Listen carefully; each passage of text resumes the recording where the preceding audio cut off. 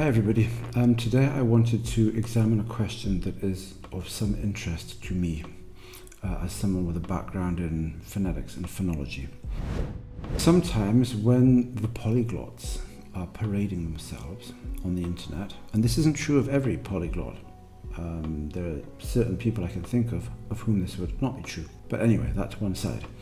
When the polyglots parade themselves on YouTube, occasionally someone will say in the comments, "Whoa, it's amazing, man. This guy sounds the same in every language that he speaks." Or you'll find something like, "Whoa, this guy's speaking Chinese, and as soon as he opened his mouth, I could still tell that it was him." Sometimes, yes, sometimes these comments are made in a relatively neutral fashion. Sometimes they're made in a relatively derogatory fashion. But we can certainly perceive that there are certain people, and wow, they kind of sound more or less the same in every language that they speak. Isn't that interesting? How can that be the case? And that's what I want to talk about a little bit in this video. How on earth can it be that people can sound the same in every language that they speak? Because one of the things that's most obviously true about different languages is that they don't sound the same as each other. Right? When you listen to people speaking Chinese, they sound Chinesey. And when you listen to people speaking Spanish, they sound Spanishy. And when you listen to people speaking Arabic, they sound Arabicy, if I can put it like that. But some people somehow overcome that and manage to achieve this remarkable objective of sounding exactly the same, or nearly exactly the same, in every language they speak. What is going on there? How is that possible?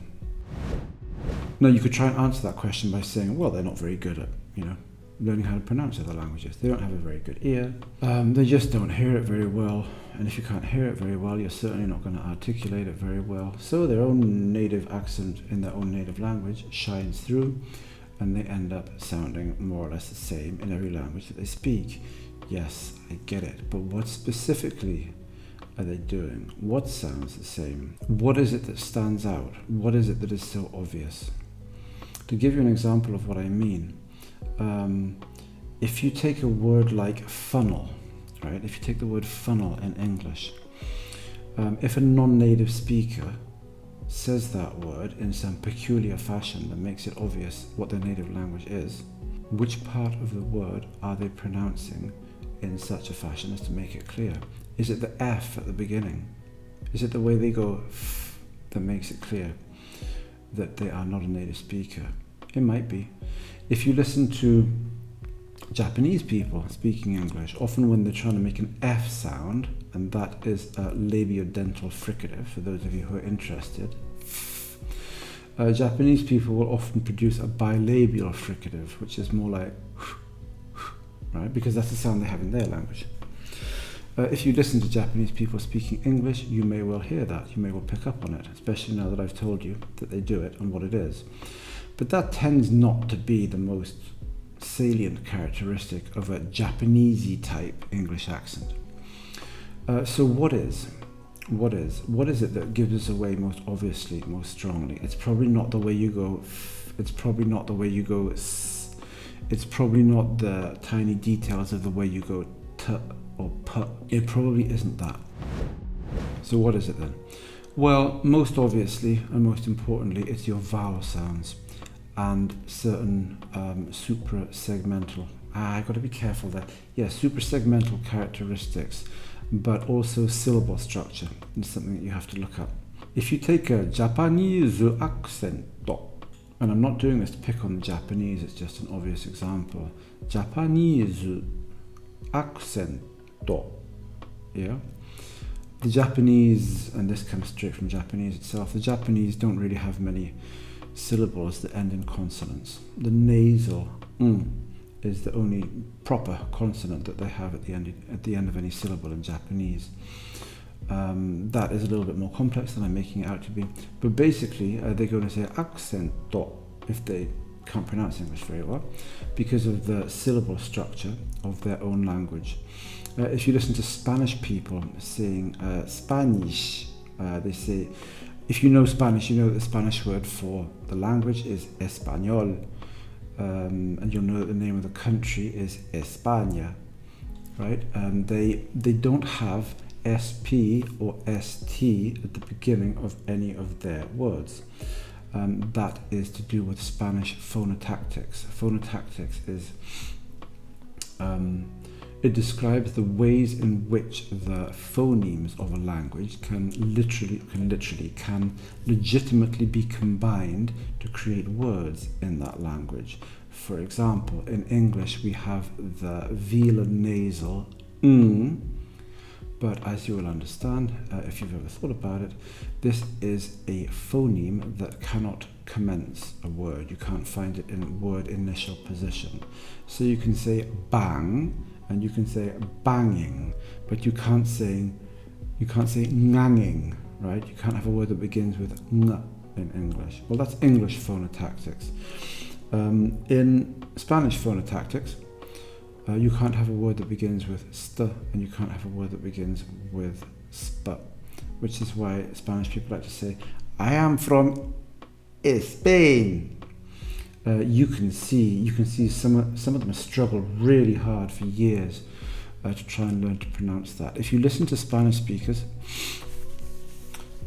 you will notice sometimes that their strategy for pronouncing that is to take that initial type syllable and pronounce it as quickly and as quietly as possible.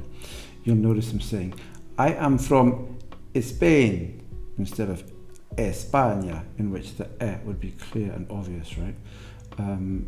I know people, not personally, but I've encountered them on the internet, if you like. Oh, they've been living in London for 20 years and they still pronounce it that way.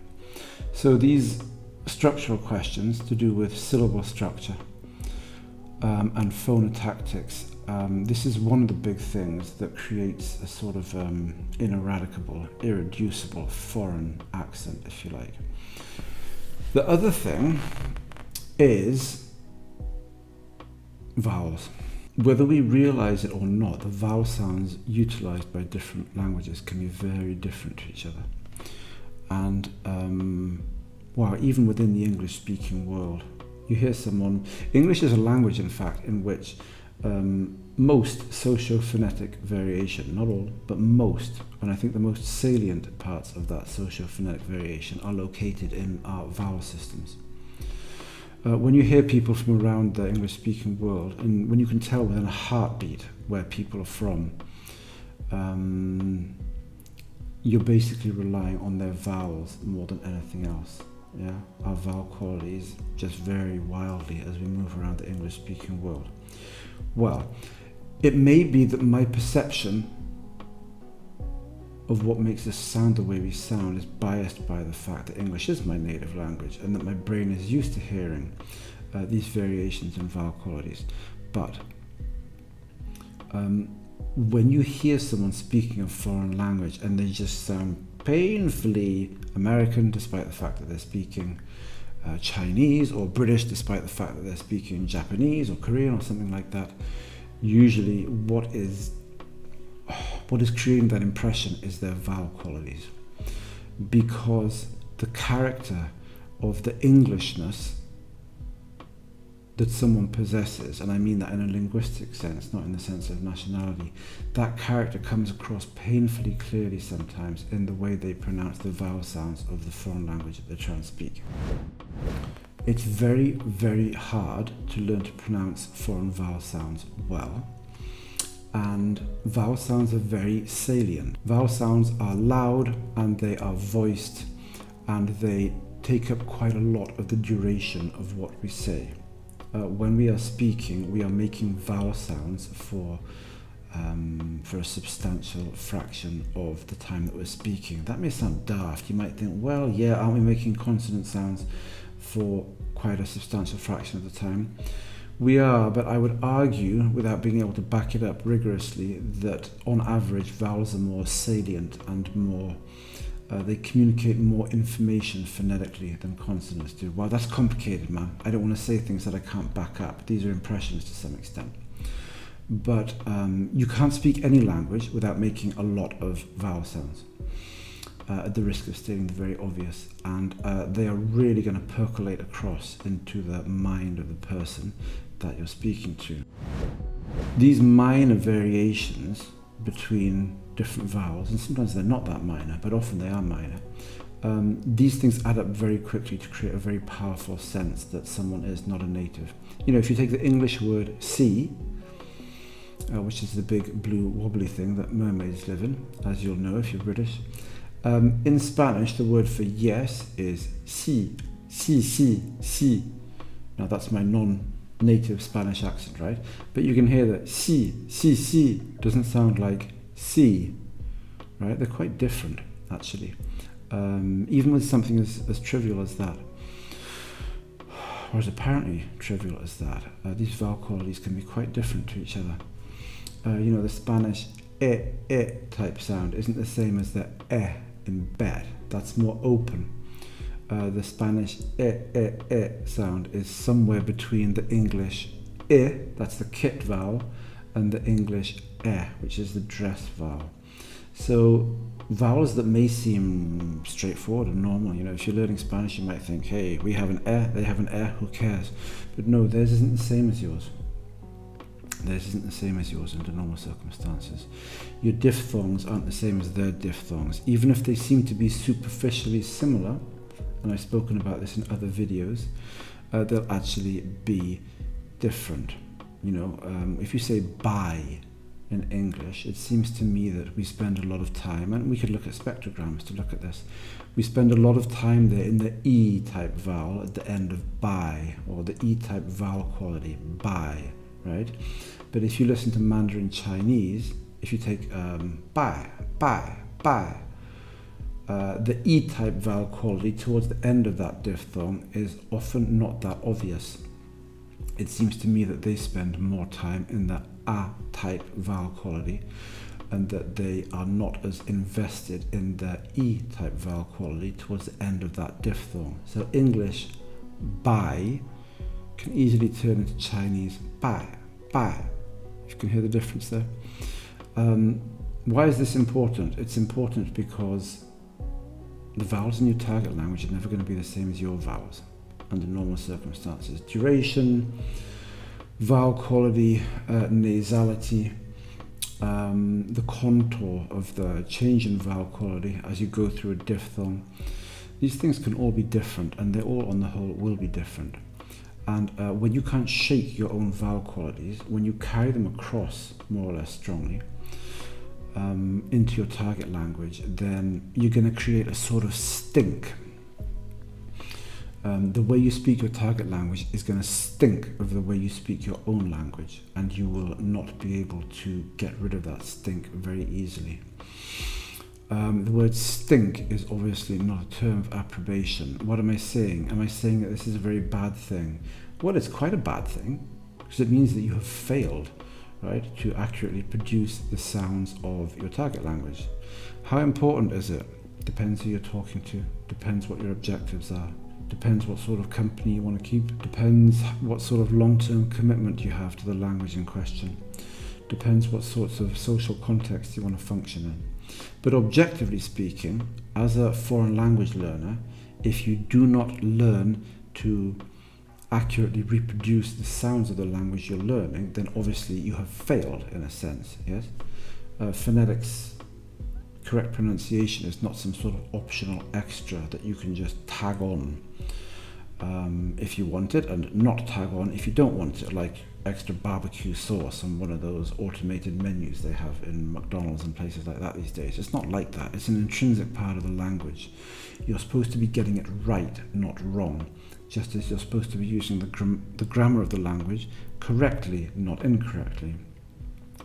So I would say that I'm not just making the observation that this is where persistent, powerful, non-native accents come from. I'm saying that it's important to try and get this stuff right. If you sound the same, or virtually the same, in every language that you speak, something's gone wrong. There's also intonation, you have suprasegmental characteristics, you have up-talking, you have creak, also known as vocal fry. You know, I've heard American women, young American women speaking Russian with just perfect American English intonation patterns that have been carried directly across without apparently the people in question realizing that they're doing this at all. But that is a bit more subtle and something that I'd like to analyse in a bit more detail before I say anything too definitive about it. So that is basically it for today. When people sound the same in every damn language they speak, that, in my opinion, is basically why. If anybody would like to disagree with me or add any observations of their own, they are very welcome to do so in the comments. That said, I'm going to head off, so thanks very much and ciao ciao, bye bye.